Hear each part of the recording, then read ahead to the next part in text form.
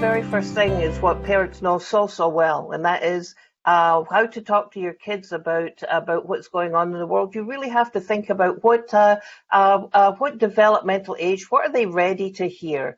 So what you tell a 4-year-old when you say you can't play with your friends is going to be, we're just staying nice and tightly together as a family just now, and we're going to see your friends later.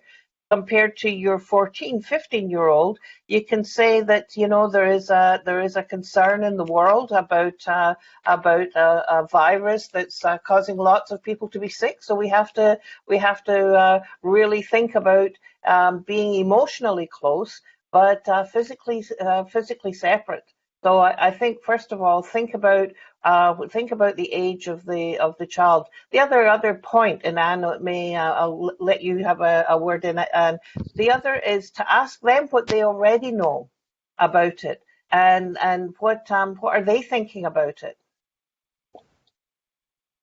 I love that answer. And when you were talking about the importance of taking into account the stage of development, I was thinking with teenagers. I mean, so often teenagers, get such a bad rap in our society, but yet, as you know from your work, Jean, like teenagers are amazing, and they have like this tremendous desire to make meaning and to have a sense of purpose. And to me, connecting with your teenager over some of the messages that like this is an incredibly powerful opportunity we have as a family right now in this moment to actually save people's lives. That is pretty powerful, and it reminds me of the way that the young environmental leaders have really stepped forward and said, we can make a difference here. I think it's just connecting with that same sense of purpose. And I don't know about you, but when teens go that way, oh my heavens, I am like super inspired as an adult to want to back them 150%. Oh, absolutely. I think the point that you make, Anne, about how we think of teens in a particular way, and you're talking about the amazing power that the creativity, the inspirational spark, if we can help teens ignite that within them. I think the other aspect of it, though, is we know that teens are under construction. And so their emotional brain is going to be firing tons just now. Am I ever going to go to the prom if that's been cancelled? And I think what's important as parents that we think about is a lot of the behavior is being driven by fear. So don't take it personally. They may be asking you questions over and over again, and that is maybe coming from a place of fear. So if you can, I know it's really hard. I've got 5 kids of my own. I went through this and didn't do it well a lot of the time. But if you can think to yourself, oh, they're feeling stressed and anxious as well. This behavior is not about me. Don't take it personally, and try and see, well, what are you hoping for? What's important to you? What do you need right now? If we can help our young people get to those answers, but we need to take our own breath first, take a step back.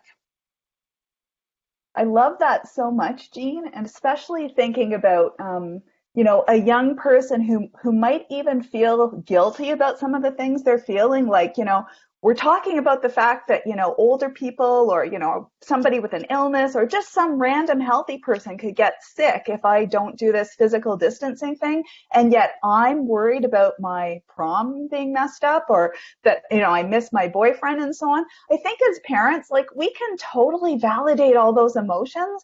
And I think, like, to me, sometimes that's all I want to hear. I just want someone to say to me right now, yes, it is really hard, and a lot of the things we're dealing with are deeply disappointing on a personal level. And 5-10 years from now, those things might seem like smaller deals, but right now they seem like the end of the world, especially, as you said, if you're a teenager and you haven't quite mastered all the the self-regulation skills that, I don't know about you, but as an adult right now, I am working really hard to bring on stream.